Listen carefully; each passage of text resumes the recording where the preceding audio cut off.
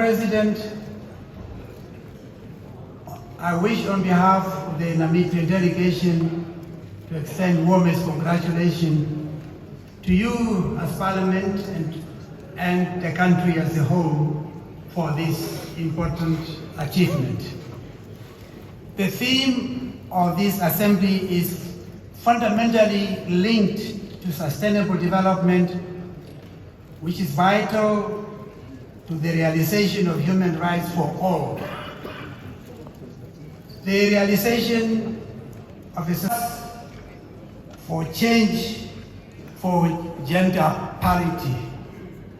Madam President, the question of gender equality in our parliaments and indeed in our nations resolve around two key issues: gender representation and gender-based budgeting. Representation hinges on the number of female parliamentarians vis-à-vis their male counterparts.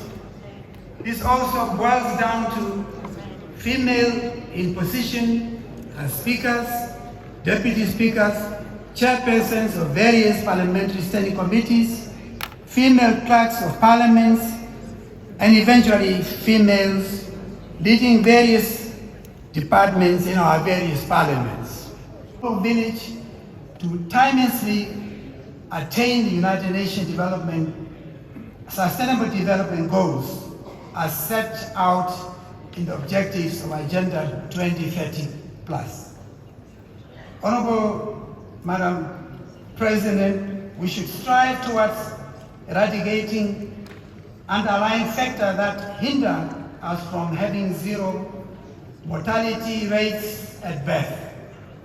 The issue of access to sexual and reproductive health education, proper health care, prevention of children marriages, exclusion of women, eradication of gender inequality in employment opportunities and wages must be timelessly addressed.